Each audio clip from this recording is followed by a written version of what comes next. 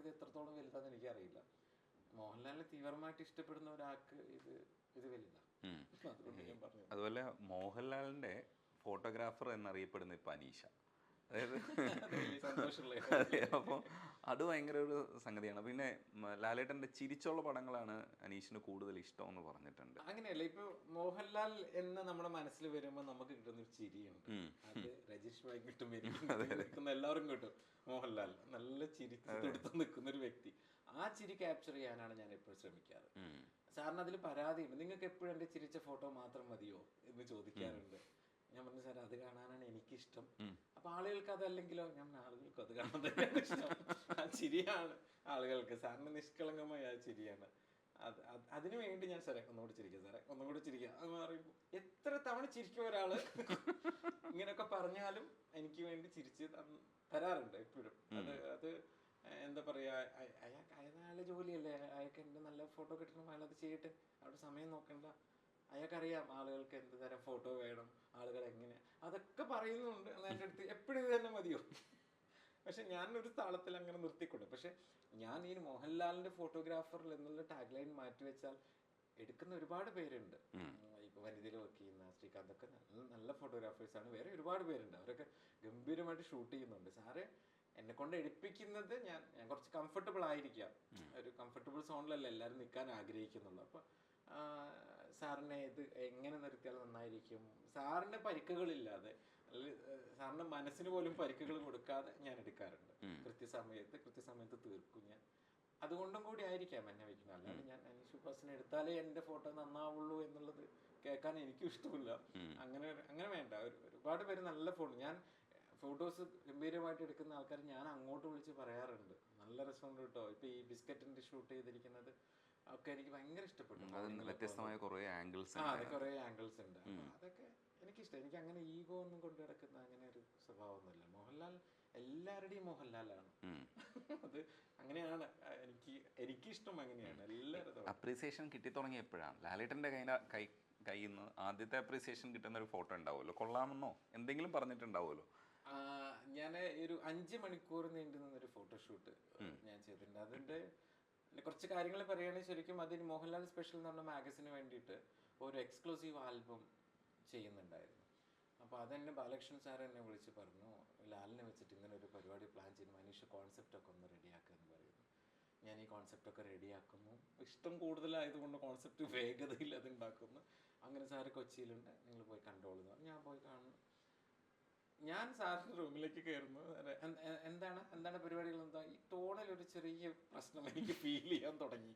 കാരണം ഞാൻ ആലോചിക്കുന്നു, ഞാൻ അതിൻ്റെ മുന്നേ സാറിന് പാട്ടൊക്കെ പാടിക്കൊടുത്തിട്ടുണ്ടല്ലോ, അപ്പം ഇന്ന് പാടാൻ പറഞ്ഞാൽ ഈ പാട്ട് പാടിയേക്കാം എന്നൊക്കെ പറഞ്ഞ് ബസ്സിൽ പാട്ട് വരെ പ്രാക്ടീസ് ചെയ്തിട്ട് താജിലേക്ക് വന്ന മനുഷ്യനാണ് ഞാൻ.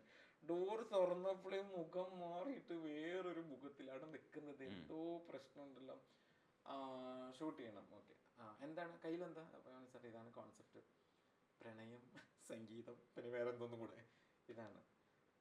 ഓക്കെ, എവിടെ ഷൂട്ട് ചെയ്യും? അപ്പം സാറേ നമ്മളിവിടെ പ്ലാൻ ചെയ്തിട്ടുണ്ടല്ലോ, താഴെയല്ലേ? അപ്പം ഞാൻ പറഞ്ഞു എൻ്റെ കൂടെ ഒന്ന് വരും. കർട്ടനങ്ങ് മാറ്റിയപ്പോൾ അവിടെ ഒരു കല്യാണം നടക്കണം, നോർത്ത് ഇന്ത്യൻസിൻ്റെ. ഇതിൻ്റെ ഇടയിലായിരിക്കും അല്ലേ പ്ലാൻ ചെയ്തതെന്ന്. പാടി.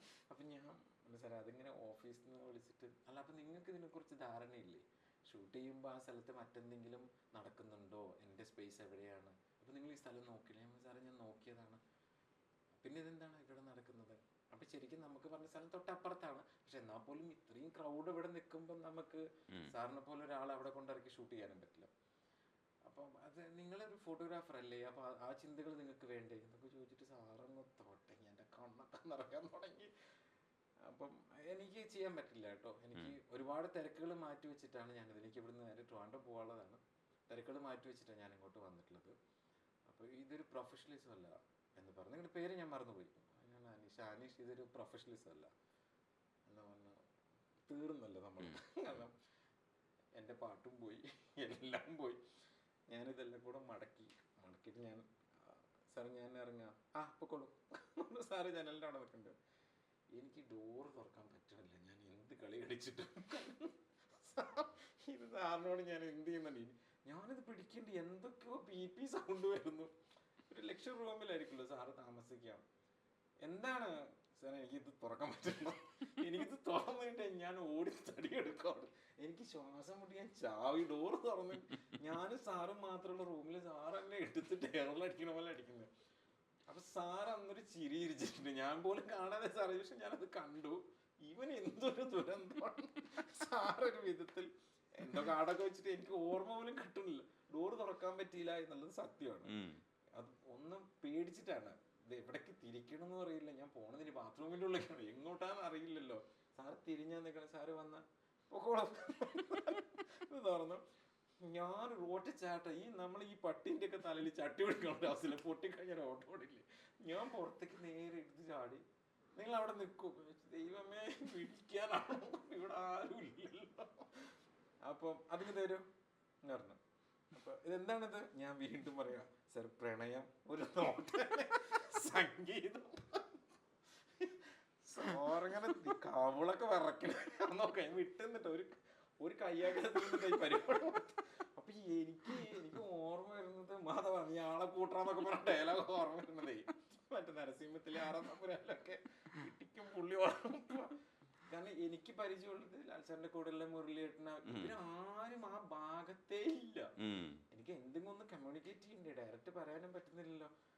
അപ്പൊ നിങ്ങൾ നിൽക്കൂ, എവിടെ നിൽക്കൂ, വേറെ എവിടെ ഷൂട്ട് ചെയ്യാൻ പറ്റും? വേറെ എവിടെ ഷൂട്ട് ചെയ്യാം? അന്ന് ഈ ഫ്ലോറുകളൊന്നും അങ്ങനെ ഇല്ല, ഇവിടെ റെന്റ് ഔട്ട് ചെയ്യുന്ന ഫ്ലോറില്ല. അപ്പം സാർ വേറെ നിങ്ങൾക്ക് നിങ്ങൾ എവിടെ താമസിക്കുന്നു? സാർ അന്ന് വിട്ടില്ല, എനിക്കതൊന്നും ഓർമ്മയില്ല, പറയുന്നില്ല, എനിക്കതൊന്നും ഓർമ്മയില്ല നിങ്ങളെവിടെ വിട്ടൊന്നും. സാർ അവിടെ ഒരു കുഞ്ഞി സ്റ്റുഡിയോ ഉണ്ട്, അവിടെയൊക്കെ ഒരു കാര്യം ചെയ്യാം. പുള്ളി മുരളിയേട്ടൻ വിളിക്കണം, മുരളി. അപ്പൊ മുരളിയേട്ടൻ നീ എന്താ വേറെ വിളിക്കണം? മുരളി ഇയാളുടെ സ്റ്റുഡിയോയിൽ ഷൂട്ട് ചെയ്യാൻ പറ്റുമോ? സാർ അതൊന്നും പറ്റില്ല സാർ, അത് കാരണം പുള്ളി ഒറ്റയ്ക്കുള്ളൂ, ഇത് കൊണ്ടുനടക്കാൻ പറ്റില്ലല്ലോ. നിങ്ങൾ കണ്ടോ? അല്ല കണ്ടിട്ടില്ല, പിന്നെ എങ്ങനെ പറ്റില്ല എന്ന് പറയും? അല്ല സാർ അത് റിസ്ക്കാ സാർ, വേറെ ആരും ഇല്ല, ഞാൻ മാത്രമേ ഉള്ളൂ സാറിനെ കൊണ്ട് പോലെ. കുറച്ച് നിങ്ങൾ പോയി നോക്കൂ, ഇയാളെ കൂടെ പോയി നോക്കൂ, ഇയാൾക്ക് എന്തോ പ്രണയോ സംഗീതം എന്ന് പറയുന്നുണ്ട്. ഞാൻ ഒരു എന്താടാ മടക്കി നേരെ വണ്ടിക്ക് എന്റെ പൊന്നനുസരിച്ച് ഞങ്ങൾ ഷൂട്ട് കഴിഞ്ഞ് വന്ന് കിടന്നുറങ്ങുക. ഇതെന്താ 1 മണിക്കൂർ 6 മണിക്കൂർ താഴെ എന്തോ പടം എടുക്കണം എന്നല്ലേ പറയും, ഇത് എന്താണ് ഇതെല്ലാം കൂടെ പൊളിച്ച് മറിഞ്ഞ? ഞാൻ ചേട്ടാ അവിടെ കല്യാണം ഇത് നോക്കിയിട്ടില്ല. അപ്പൊ മുരളിയേട്ടൻ ഇത് നോക്കിയിട്ടില്ല മൊത്തം കൂടെ. അനീഷ് ഇത് അത്ര വലിയ ഫ്ലോർ ആണെങ്കിൽ ചെറിയ ഫ്ലോർ ആണെങ്കിൽ ഇത് നടക്കൂല, നമുക്ക് പോവാം, നടക്കൂല. ആന്റണി ഇല്ല സ്ഥലത്ത്, അങ്ങനെ ആരും ഇല്ല സാറിനെ കൊണ്ടുപോകാൻ. അനിൽകുമാറിന്റെ സ്റ്റുഡിയോയിൽ കയറിയിട്ട് പോലും പോലീസ് വന്നിട്ടാണ് സാറിനെ ഇറക്കാൻ പറ്റിയെന്ന് പറഞ്ഞു. അപ്പൊ ഞാൻ പറഞ്ഞു ഇല്ലായിട്ട് എനിക്കത് എടുക്കണം എന്നില്ല, എന്റെ കോൺഫിഡൻസ് എല്ലാം നഷ്ടപ്പെട്ടു. അല്ല സാർ പറഞ്ഞ സ്ഥിതിക്കാൻ നമുക്ക് പോകാൻ നേരെ പോയപ്പോ ഒരു ട്രാവൽസിന്റെ ഒക്കെ മുന്നിലാണ് എന്റെ ഫ്ലോർ. പുള്ളി ഇങ്ങനെ നോക്കിയപ്പോ ടൗൺ ആണ്, ആലഞ്ചോട് ടൗൺ, ട്രാവൽസ്, അവിടുത്തെ ഡ്രൈവേഴ്സ് അവിടെ ഒരു തിണ്ടിലൊക്കെ ഇരിക്കുന്നുണ്ട്, ആൾക്കാർ കുറെ കൂടിക്കൊണ്ട് ഒരു പച്ചക്കറി കട, ഫ്രൂട്ട്സ് വെക്കുന്നു. ഇതിന്റെ ഇടയിൽ കൂടി എങ്ങനെ മോഹൻലാലിനകത്തേക്ക് കൊണ്ടുപോകും? എനിക്ക് അറിയാൻ പറ്റൂല അതെന്ന്. എന്നിട്ടും കാണണം കണ്ടേക്ക്, ഇനിയിപ്പോ കണ്ടില്ല എന്നൊരു പ്രശ്നം. നേരെ പോയി നോക്കി, ഇവിടെ അല്ലേ, പറ്റില്ലടാ, താഴെ ഇറങ്ങിയിട്ട്